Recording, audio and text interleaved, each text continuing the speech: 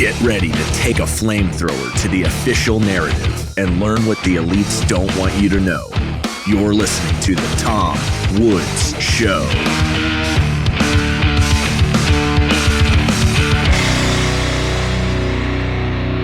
Hey everybody, welcome to The Tom Woods Show. This is episode 2535 with Jon Harris, who is a podcaster and filmmaker. He is what would you say? Producer. The director-producer of, in fact, I was just talking to Brian McClanahan about this last week, and he said I should talk to you, and then I thought, doggone it, he's right, I owe that guy an email.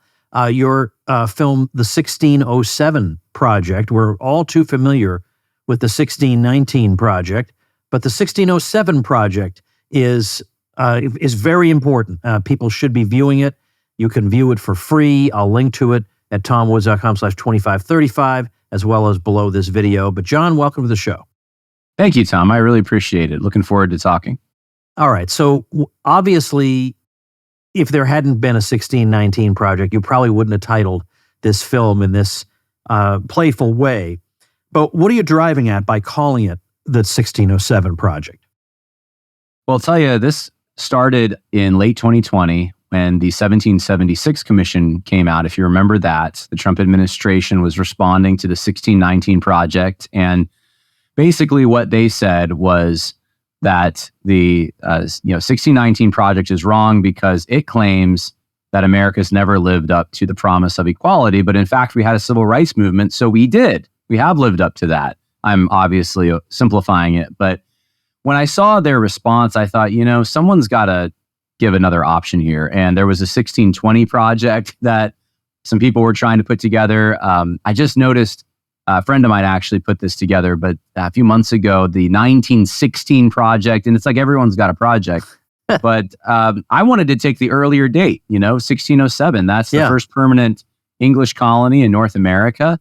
And if we're going to trace the headwaters of America, that's where we should start. These other dates are only dates on the calendar because 1607 happened. So I wanted to obviously respond to the 1619 Project and the success that it had. Brian, I have the book here that Brian put together the book, and he's got Virginia First as the title, Virginia First, the 1607 Project. And so we put that in the documentary as well to give away the fact that we are centering Virginia as the story of America. I was just saying in the car today with my wife, something that's, I suppose, not super insightful, but we still need to reckon with it. Isn't it something that virtually everybody, when asked about early U.S. history in the colonial period, they think about New Englanders, they think about the little hat, they think about the Pilgrims. That is their first thought. And the Pilgrims date to 1620. That's right. Yet Jamestown is founded in 1607, and it's we just act like it's normal that's just. I mean, yes, they'll concede that there was a Jamestown, but it is unbelievable how. And we were wondering, how did this come about? Is it really just a matter of Northern historians are just full of themselves, and they emphasized that aspect of the American story? I mean, it's astonishing. Virginia was first, but yet no schoolboy thinks that way outside Virginia, and perhaps even inside Virginia. Yeah, unless you live down the street from Williamsburg, maybe then you would know. But yeah, it is surprising because before the Pilgrims got here, you already had the House of Burgesses set up the year before, 1619. So they had elected representatives. They had democracy, essentially. They had the first Thanksgiving in 1619. This is before the Pilgrims. Again, you have the fact that there's settlements going up all over the place. You have churches. You have a whole society and the Pilgrims were trying to get to Virginia. They weren't even trying. It was a storm that blew them off course, or else, I don't know what we would be talking about. The New Englanders would have to come up with another story, I guess. But I do think that the Pilgrim story is an origin story that appeals to modern Americans. And it's not because the Pilgrims directly supported the Proposition Nation. They wouldn't have known what that was. But I think their story somewhat plays into it. And the Puritan city on a hill, that there's this world mission, that the hand of divine providence is leading things towards this culmination. And New England is, they think of themselves in that way. They still think of themselves in that way, even though they've secularized and perhaps some would say paganized. They look at themselves as the organizers and kind of God's gift to mankind. They're, globally speaking, they're going to rearrange things and make sure everything operates according to the right principles. And I think that centering it in New England serves that purpose. And that's part of the reason we put out the 1607 project, is to say that the proposition nation is wrong, and that the Puritan origin story, although the Puritans are a significant stream that comes into the United States, it's not the only story, and it's not the most significant story, and it's not the most influential story if you're thinking about early America. You know, even the first 11 presidents, 7 of them were Virginians. The first Supreme Court Justice, Virginian. The first president of the under the Articles of Confederation, Peyton Randolph, is a Virginian. The whole thing's Virginian. Pretty much, or dominated by Virginia, really up until Lincoln, I would say. Or even as is said at one point in the film, even when we think about the major people who were debating the nature of the Constitution, for example, well, or at least implicitly debating it, Thomas Jefferson and John Marshall, both sides come out of Virginia. That's right. So we have that. I mean, Edmund Randolph. I mean, you could go on and on and on the list of important, influential Virginians. So this isn't even really a northern and southern thing. It's a northern and Virginian thing. I mean, Virginia was so absolutely dominant, played such a critical role in early American history. And early American history would be completely different if Virginian history had been different. If Virginia had been absolutely determined to resist the Constitution, for example, who knows what American history would have looked like. Now, but going back to the North for a minute, I should point out that I was born in Massachusetts, and I lived there for a long time, and I have a tremendous fondness for it. And I know that I in some abstract sense, I'm not supposed to, because it has bad politics and this and that. But our view is supposed to be there's more to life than politics, and there are a lot of wonderful things about that place that are non-political that I very much miss. But there is something there's something about the legacy of early Massachusetts that persists through to this day, even though superficially you would think, well, certainly there are no church requirements for voting anymore, and they don't have the strange approach to determining church membership that they had in colonial Massachusetts, and they don't have the funny hats and all that. But they do, as you were suggesting, they do still have the idea that they are the light of the world, and the world is full of benighted people who need direction from Massachusetts. I mean, that is in effect how they act. That is how Massachusetts liberals act. And there's a sense in which, for some of them, like John Dewey, the progressive John Dewey, you had this sense that John Dewey, he still had a fondness for the church. He just wanted a secular version. Like he loved the church picnic and all the non-religious parts of the church. He'd like that, and the moral superiority and all that. And incidentally, John Dewey would be on the one hand, he couldn't stand dogmatism. That's why he hated the Catholic school system, because the kids are going to be exposed to dogmatism. But geez, American quote unquote Democrats are some of the most dogmatic people who ever lived. Yeah, I'm live actually in New York as I'm talking to you right now, in the Hudson Valley region, which if you're from Massachusetts, I don't know if you're familiar or not, but if you go to the end of my road, the Hudson River's right there. So to give you an idea. And so we're not far from New England. In fact, some people consider this almost culturally part of New England, even though the Dutch settled here originally. And there are some things that I love about it too, not just the landscape, which is absolutely beautiful, but there is a real tangible heritage. Everyone has one, right? Everyone has architecture and cuisine and music and all of these things. But the thing about New Englanders I've noticed is the way that they look at their heritage or their history, even in general, is almost like they're studying a people group from, somewhere else in the world who spoke a different language. They're so disconnected, and they like to almost assert their superiority over it by categorizing it and trying to understand it from a distance. Whereas in the South, I think when they look at monuments to their forefathers, they're thinking about their forefathers. It's very much a lived reality. It's an organic thing to them. And I wish New England was a little more like that, but I don't know if it's the perfectionistic, more navel gazing and desire to be imperial across the world. I don't know if it's that, but they do have this tendency to view themselves as with a price tag over their name. They're individuals, and what they've accomplished is their career or how much money they have or something like that, and without a connection as much to others. But then when a virus comes through, of course, they'll all line up right under what the government says. So it's an odd dynamic to think about. And we do go into a little bit of that in the 1607 project, talking about contrast between Massachusetts or New England and Virginia. But mostly it's a positive piece about Virginia and the South in general. It's cuisine, it's music, it's religion, it's political philosophy, and the way that they did politics. So we want people to walk away understanding more about this other side, because they're probably not going to hear it in the story that is typically told, which is Massachusetts centric. Right, and you're right. I mean, I'm emphasizing areas of let's say disagreement between Massachusetts Puritans and Virginian Anglicans, because I find that interesting, and especially having come from the North. But it is interesting to note that for all their emphasis on religious orthodoxy in Massachusetts, the long-run legacy of all that is nevertheless Unitarianism and heterodoxy. That's right. And I mean, isn't that strange that it should have turned out that way? Yeah, in Virginia and the South in general, the Bible Belt, we still know it as that, has held on to Christian beliefs far longer.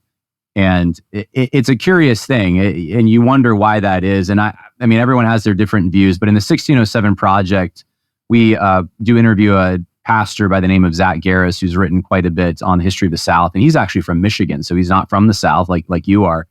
And he says he thinks that it was this instinct or perfectionistic spirit that people in New England had that ended up overturning their orthodox theology. And so their theology might have said, as Calvinists say, that man is evil and sinful, but they had this tendency to think that they could perfect themselves somehow. And I don't know if you've read Richard Weaver's essay, Two Diarists, where he compares Cotton Mather with William Byrd, a Virginian and a Massachusetts pastor. And he shows that William Byrd may have had his faults, which he did, but he lived life in such a freer and less stressful way than Cotton Mather, who was constantly hoping that he could just do something for God and constantly examining himself and seeing if there was anything, wickedness there, and just obsessed with it. And this is the contention or the idea Zach Garris has, Pastor Zach Garris, that spirit, that navel gazing, eventually overturned their theology, because they really did get the impression you needed to conform, and this outward conformity could overturn original sin. And eventually they dropped their orthodoxy and they adopted a rationalism. That's Unitarianism, essentially, right? It's let's get rid of the Trinity and some of these things, and we're going to look at religion rationally. And that has led to where they are today, where it's all, the churches, I was just driving through Massachusetts not long ago, and out in the outlying areas, the churches are either shut down or they're restaurants now, or, I guess they could have made them temples to reason or something. I don't know if anyone would have gone, but, they do have a rich heritage in a way. It's just that they've traded it in for ideology, and the South didn't do that. We specialize in forbidden history here on the Tom Woods Show, and that's why I am sure you are going to want to watch Lincoln's Quest for Empire, a brand new forbidden documentary. Discover the shocking truths buried within America's untold history in this groundbreaking documentary. It features stunning visuals and expert analyses and reveals the war's pivotal role in American history. Dr. Clyde Wilson, a personal friend of mine whom Eugene Genovese called one of the top 10 Southern historians in America, had this to say: "It is the origin of everything that troubles so many of us in America today. You'll never find a superior presentation in word and picture of what happened in those years. Learn the fate of the Puritan faith in the North and the rise of Northern heretical movements. watch Lincoln's destruction of Southern churches, hear of the Northern Army's rape of Athens, Alabama, and its slaves, discover the real purpose of his Emancipation Proclamation, and finally the forgotten 1 million freedmen who died or became critically ill from starvation, neglect, and epidemics. That's questforempire.com. And of course, once you do that, then the question becomes, what do we need you for? We already have ideological organizations. We already have social service organizations. What do we need you for? And the inability to come up with a good answer to that question is at the heart of what's going on now. Profound. With them. So let's talk about, so we've talked about 1607, 1619, we have the House of Burgesses, the first, as you mentioned, the first representative institution in the hemisphere. And of course, we can talk about people of great stature, John Rolfe, John Smith, a good many others. The Constitution, though, it's right from the start. There is a dispute about what it's all about, and we have some people trying to grant more power to the central government. But I can find some Southerners, like James Madison was kind of a tricky guy to keep up with, because sometimes he sounded very, very decentralist, and other times he sounded like a nationalist. So can we really say, is there a Virginian way of looking at the Constitution, or not really? Yeah. Well, the Abbeville Institute is very much pro-Jeffersonian tradition, and so we do talk about James Madison, and especially when it comes to because he supported the Bill of Religious Freedom, and we talk about Patrick Henry, who is against that. I mean, you can find Virginians who are arguing different sides of a lot of these issues, but primarily Thomas Jefferson kind of takes center stage. He's the second president from Virginia, and obviously significant for writing the Declaration of Independence and the Bill of Religious Freedom, and I mean, when it comes to education in America, he's really the preeminent figure even of that with the University of Virginia. And we don't say that there's one singular Virginia political tradition, but there is a dominant political tradition that not only existed in Virginia, but eventually came to dominate the South. And I would say, I think beyond the South, I think now in many parts of rural America and the Midwest, you see this decentralized tradition, this desire to favor the local over the center. And in New England, you certainly have, if there is a New England tradition, it is the centralization tendency. And Virginia eventually did stand against that. And so we do get into, we mentioned the Virginia and Kentucky resolutions, but we also talk about the Civil War and the significance of that event. And I said I was going to mention a story about you because I thought it would be fun for the program. But the first time I actually ever saw you in person was at, I believe it was Harvard. No, it was Yale. Sorry. It was Yale about 15, I don't want to say 15 years ago because it makes me feel old myself, but it was a while ago where you debated secession. You remember that? At the Yale Political Union, yes. And you won. I ended up carrying that resolution. You did, and I was in the audience with my hand up to support you. Thank you. You're welcome. I wasn't a student. I drove from the Hudson Valley to be there that night. And I just thought that this is incredible that I was expecting you were going to be protested and you were going to lose the vote, and you carried it. And I think that is one of the significant things about the Virginia and then the Southern political tradition, that today we're seeing people who might not even know that this is where it comes from, but they are starting to say, you know what, it makes sense to let California be California and let Alabama be Alabama. And if nothing else comes through our documentary, we really want people to understand that and support federalism. I can't remember who it was who says it, but somebody says something along the lines of, look, coming out of the Virginia tradition, there is not really an instinct that says we want to make San Francisco like Virginia.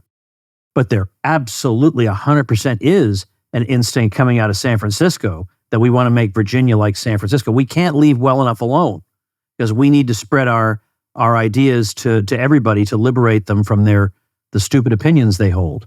That was Barry Shane. And I think in that context, he was talking about Jerry Falwell. And that Jerry Falwell used to say this, that... yeah, and isn't that the opposite of what you would think? Like Jerry Falwell's supposed to be the dumb, backward, bigoted guy who wants to impose his ideas everywhere.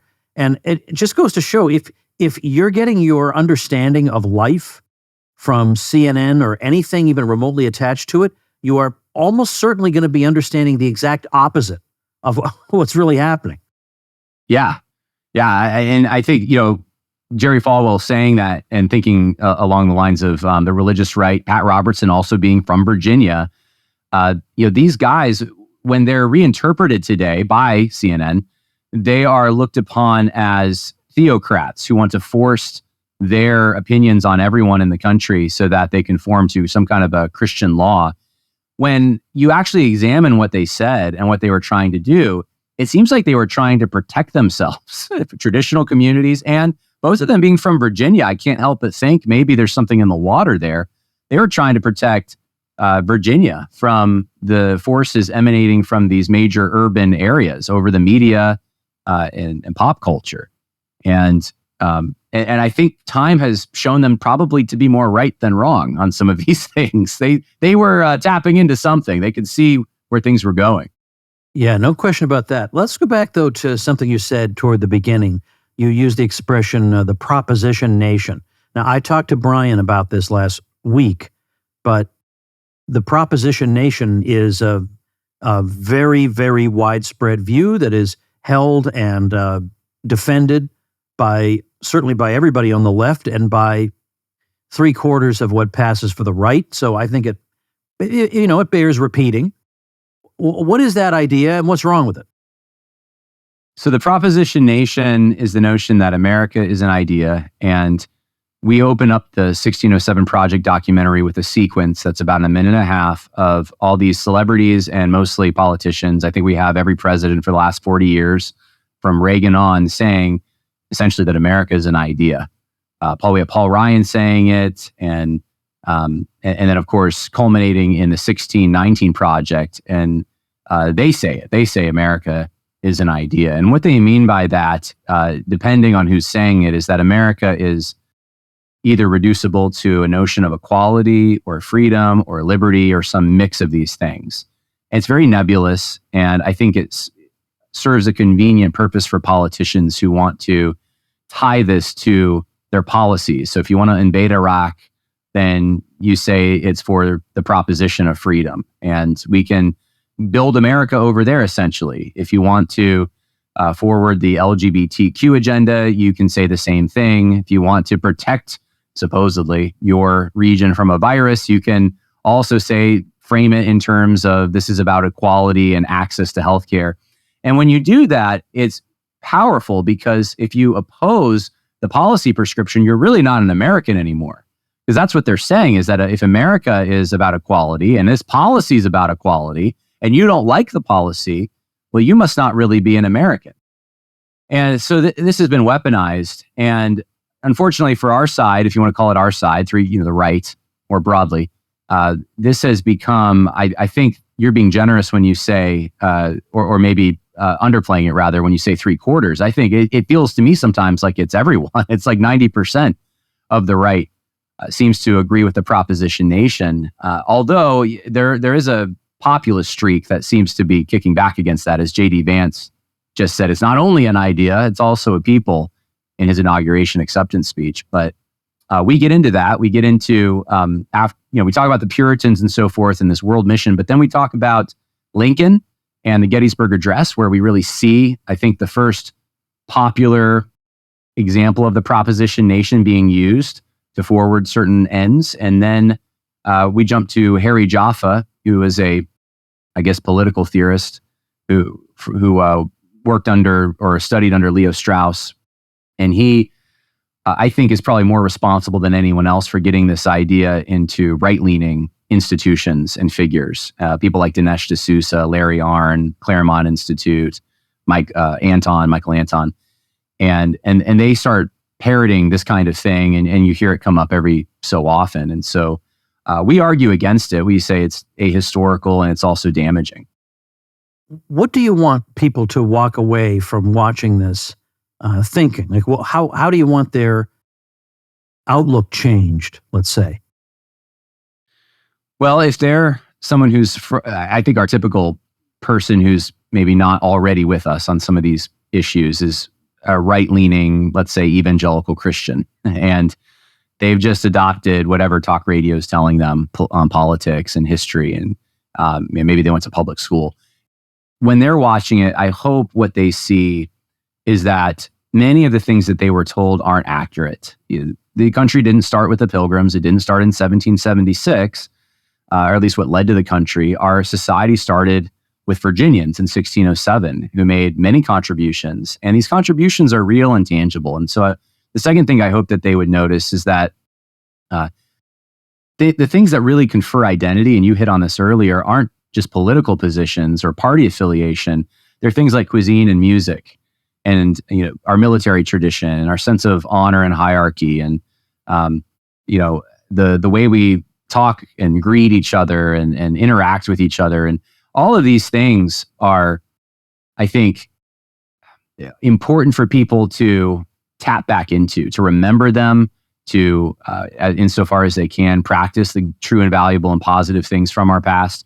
Because without those things, we don't know who we are. We're just unmoored. We'd have no place of belonging.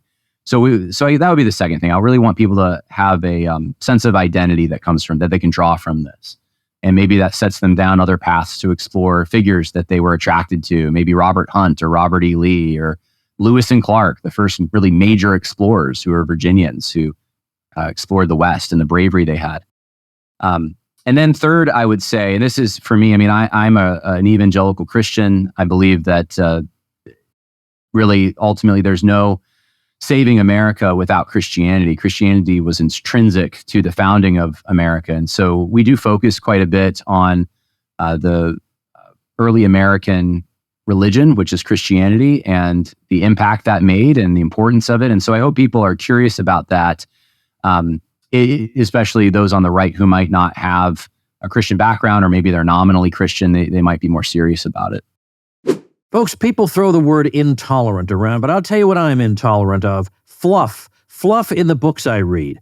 I'm a pretty productive guy, and a big part of why I get so much done is precisely that I am so impatient with fluff in all areas of my life. Just get to the point. And sometimes you need to say that to books. Just tell me what you need to tell me. And that's exactly what the Blinkist app does for thousands of nonfiction books in 27 different categories. No fluff. Just the heart of the matter. You can absorb the Blinkist summary of a book in just 15 minutes of reading or listening. What a time to be alive. Among the thousands and thousands of titles at Blinkist, remember you will also find libertarian classics from Milton Friedman, from Murray Rothbard, and yes, indeed, even a volume by old Tom Woods here. Well, right now, Blinkist has a special offer just for our audience. Go to Blinkist.com/Woods to start your 7-day free trial and get 40% off a Blinkist premium membership. That's Blinkist, spelled Blinkist, Blinkist.com/Woods to get 40% off and a 7-day free trial. Blinkist.com/Woods. And now for a limited time, you can even use Blinkist Connect to share your premium account. You'll get 2 premium subscriptions for the price of 1. All right, well, how about the subject of slavery? It's absolutely unavoidable when talking about anything having to do with the South. It's always slavery and race. So, do you have anything interesting to say about those subjects that hasn't been said before?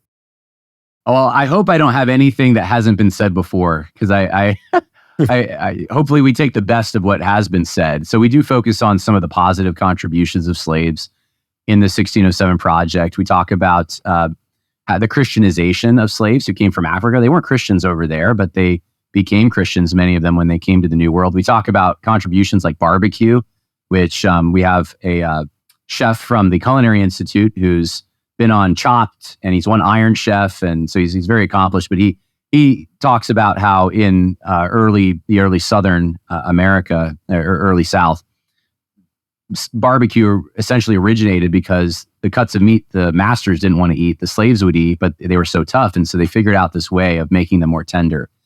And so we go through some of those things. And I think it's important to include that in our story. But we also don't buy into the guilt narrative. And so we do talk about how Virginia was the first to attempt to outlaw the slave trade, that the South, they weren't these cartoon characters that we often think of where they just wanted to perpetuate slavery forever and they just like slavery. I mean, to have a more balanced perspective, New England merchants were primarily the ones bringing them over and making money off the trade. And those in the South who were involved in it, who were really the minority of Southerners, but they were the upper class. Many of them treated their slaves very charitably. They had biblical instructions in how to do this. And a lot of them were progressive emancipationists. And so Sandy Mitchum in the documentary talks about this a bit, that there were a lot of anti-slavery societies in the 1830s until the abolitionists gained traction, and they didn't want slaves being freed they don't want emancipation without compensation and integration. And so without compensation and integration, the South, didn't have a way forward. The slaves were just going to be bottled up in the South. And this was a bad arrangement. And I think race relations are poisoned today, partially because the radical abolitionists got their way in a lot of things, and the slaves were freed in a war-torn region. And a lot of them starved, died, and were used as political pawns. And it's a sad story. And so that's part of our story as well. We don't really go to talk about that in depth, the Reconstruction era in the documentary, but we do talk about slavery. We do talk about its importance and also the importance of not being guilty about it, because this has happened in every country in the ancient world up through just before the modern era, and it's something that every other country was pretty much able to end without a war except us. And so the South really isn't at fault for how things turned out in every way. In fact, the North bears a lot of the responsibility for that as well. It is worth noting, because so few people are aware of it, that, as you say, there were about 1,000 anti-slavery societies in the South before the politics became so polarizing that it became an absolute non-starter to be part of such an organization, and all of them disappeared. So I'm always interested in finding out, if somebody turns out to be a bad guy, I'm happy to know that. If somebody turns out to be partly good, partly bad, I'm happy to know that. I just find that in general, we so often seem to prefer cartoonish versions of things, where there's a cartoon villain and a cartoon rescuer. And it's not satisfying, because we know that the world is rather different than that, let's say. Yeah, it's more complicated. And many Southerners, when they inherited this institution, I think it's important for people to remember there wasn't a modern state there to say, hey, don't bring those slaves here. You had indentured servants here. There were even some white slaves. I know that's controversial, but I lived in Lynchburg, and we had an old house near us, and the records of the house talked about these white slaves. I mean, there were a few, and there were black slave masters. So it's not quite as simple. But I think the important takeaway is that the moral will to end slavery was in the South. Virginia did have it, and we show that Virginia did have this, and there were external things that prevented them from taking that course. From the Revolution really onward, there was always an attempt to limit, to end. I mean, the Confederate Constitution even outlaws the foreign slave trade. So there were these attempts being made, and I don't think the South gets any credit for that. Kevin Gutzman tells me there's a forthcoming book on specifically on Jefferson and slavery. And that's going to be most welcome, because most people just think, well, Jefferson was just a flat out hypocrite, and they don't know any of the details here. There's a much more interesting and complicated story. I did an episode of the Tom Woods Show on that. I'll link to that in the notes for this one. What are you particularly, if you had to identify one or two things, what are you particularly proud of or pleased with about this project? There's so many things. I didn't expect it to happen. You have an idea, right? And you don't always know, is this actually going to manifest itself in something? And so I sent out an email, and Clyde Wilson and Brian McClanahan and a few others. And I didn't even know if it was a good idea. I just thought there needs to be something. And they ended up thinking it was a good idea. And I've enjoyed watching this come to fruition and seeing a book and also a documentary. And I wouldn't really change anything. It tells you exactly what America's like. I love that. if I had to pick one thing, and it's hard to pick, but I think the bit on Southern music is particularly interesting because I'm used to political documentaries, which talk about, what the intrigue in the White House and what was happening and who was saying what, and that is interesting. But cultural things in those documentaries, you're not going to see cultural things, and this has all of it. And music, I love music, so I'm a guitarist. I lead music at my church. I used to do the rock band, garage band thing, right, when I was younger. And one of the things I did not know before getting into this is that Southern music is pretty much American music. Like, they're one and the same. And when Europeans or people from other places, they think of America, they primarily think of the South. But one of the reasons is because of our music and our pop culture. And whether it's 12-bar blues or Scottish snaps, these are all things that came in through Virginia. And as Virginians interacted with the native populations and interacted with slaves, they came up with these fascinating new sounds. Eventually, we call some of them rock and roll, right? We have names for these different genres, and they all pretty much trace back to Jamestown in some way. And New England doesn't have this. They don't have any original musical genres that are unique to them. And I thought that was a huge contrast. And so that's one of the things I guess I would point out that I think is fascinating. Tom Daniel works with Brian McClanahan, actually, was the one who I interviewed for the music part. Tell me again where you're from. I live in New York, so it's a complicated question to ask where I'm from, though. I was born in California. My parents are Californian. My Southern connection is my grandfather's from Mississippi. So he had like 9 siblings. So every summer we would pack up the car, go down to Mississippi for family reunions. And that's where my love for the South was born. Yeah, I was wondering, do you attribute it to that, or is it some kind of intellectual enlightenment that you had on the subject in the ensuing years? Well, I did go to an Abbeville Institute summer conference in 2017. And that was the first time I had read Mel Bradford and Richard Weaver and some of these other guys. I think I went home and I read I'll Take My Stand. And so I started getting into that a little more, and I found it rich. But before that, I was, I would listen to talk radio, and I knew kind of your basic neoconservatism. And I was always feeling like that lacked somewhere, like it wasn't fulfilling. Like there was some missing story. I could argue free market economics, but I never... It didn't really drive me. I just felt like I was doing a math equation. And when I started realizing, I guess more who I was, my own identity, my own connection to the South, but also to just early America in general. I have an uncle who's really into genealogies. And so I have ancestors who came in through Jamestown, through Harrisburg, set up Harrisburg. I have ancestors on even the Mayflower and stuff. So I started getting interested in all of this stuff.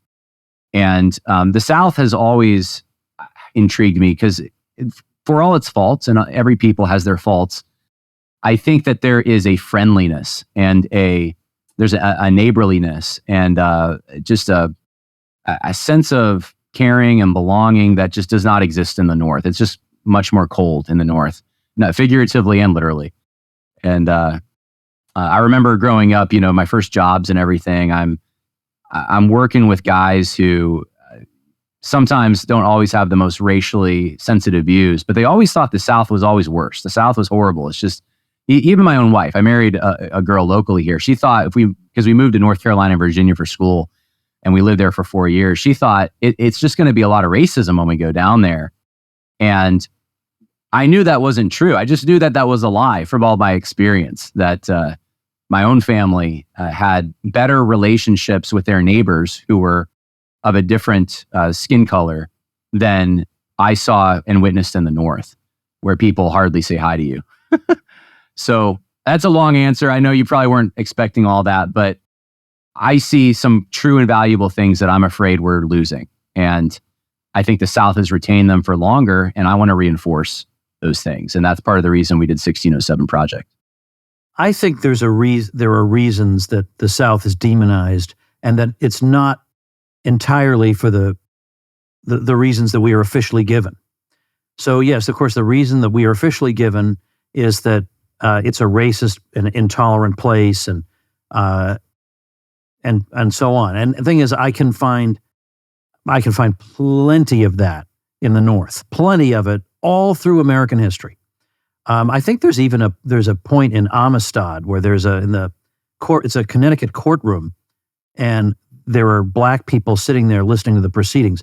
No black person would have been allowed in a courtroom in antebellum Connecticut. I mean, and yet no one even bothered to point that out because no one's ever thought of that, because they've already got their version of things lined up. But I think it's the real reason is threefold or morefold. Traditionally, now, especially if you read books like the ones you mentioned, I'll Take My Stand by the 12 Southerners from around 1930. Also, Richard Weaver, there's a collection that Liberty Fund put out called The Southern Essays of Richard M. Weaver that make very interesting reading. If you read some of these books, what do you find about Southern civilization? That it doesn't make progress an idol, that the newer is always better than the older. There's a respect for the past there, and there is more of a commitment to religious orthodoxy. Now, let's say you were trying to carry out a social revolution in the country. What would annoy you the most? Well, a refusal to embrace novelty, a respect for the past, and a lingering connection to religious orthodoxy. So the South fits the profile perfectly of the villain of the story of the revolution. And by the revolution, I mean the unfolding of the left's destiny in the course of implementing progressivism. The South is the boogeyman because it holds all the views that tend to block the unfolding of that thing. That's my theory. I think that's excellent. I maybe this is included in it, but I would add a respect for hierarchy. Might be a fourth thing. I don't know, but yeah, I completely concur with what you just said. Yeah, go ahead. So now the question is, who is the natural audience for this? Do you want educators to use it? Do you just want conservatives to watch it? What is your? Obviously, anytime you write a book or you make a movie, the answer is, well, everyone should. I know that, but yeah, I'd like everyone to read my books, but I funnel them to particular people who are most likely to read them. But yeah, sure, I'd love them to be used in a classroom. I'd love to have materials available to help it be used in the classroom. What's your goal here, other than the perfectly understandable intellectual satisfaction of simply having done it? Yes, which is satisfying. But I think that those who are especially homeschoolers and on the right more broadly, but maybe they haven't worked all these things out, they need to be exposed to this. My audience and my podcast audience is, I'd say, mostly composed of Orthodox Christians, small o, just because it's cross-denominationally, but they don't like the woke agenda coming into their church. But I don't think most of them, or many of them, I should say, have probably thought through in detail what the counterbalance to that is. I think they operate on a default kind of boomercon. I don't want to say my whole audience at all, but I think many of them, that's just where they were raised in. They had sort of liberal tendencies, and thinking that the multicultural society works. All these catchphrases that, I don't know if you heard them when you were a kid, but I heard them, that you can be anything you want to be, that diversity is our strength, my body, my choice, all of these things. I think it captivates the left and the right. And so I want the right to be broken free from some of these things. And I think one of the ways to do that is to give them some tangible background into what America is, that it's not ideologically driven, because that's what they're used to, is so much ideology. So I did suggest at the outset that it would be great to have a homeschool curriculum, or even a curriculum you could use maybe in Christian schools or private schools. And if the resources are there, we will do it eventually. My understanding is the resources aren't there at this point, but this is something that I'm still open to. And in fact, I emailed someone last week about it, seeing if they could maybe help put something like that together. So even if we don't have an accompanying, quiz or test book, you can still do the documentary. You can still use the book for high schoolers and talk through it in like a homeschool setting. Well, I'm going to, of course, as I say, link to the video in the description, as well as at tomwoods.com/2535. It's Virginia First, the 1607 Project, and it features people you will perhaps have seen on the Tom Woods Show, and it's very well done, and it very much needs to be done because the story of America is told all wrong, in at least in the popular telling. If you ask a typical schoolboy, tell me the history of America, he'll start with the Pilgrims. He's just going to start with the Pilgrims. And it's not just that they overlook Jamestown, although that is irritating and weird, but there is a kind of bias, I think, through a U.S. history like that. It was the North's destiny to be the dominant force and to lead the world this way and that. I don't know. I think some of the world is probably tired of this attitude that comes, I wouldn't say entirely from the North, but there's definitely a big strain of it running through the history of the North and the way some of those folks thought.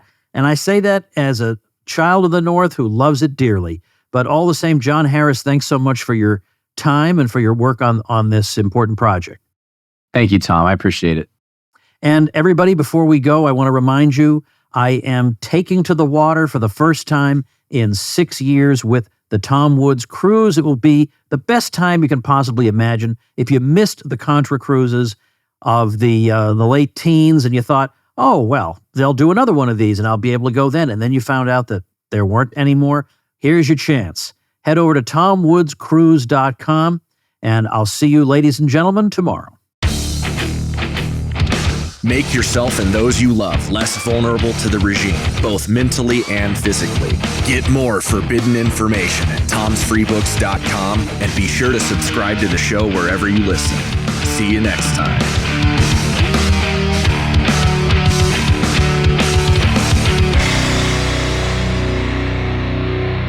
Like the sound of the Tom Woods Show? My audio production is provided by Podsworth Media. Check them out at podsworth.com.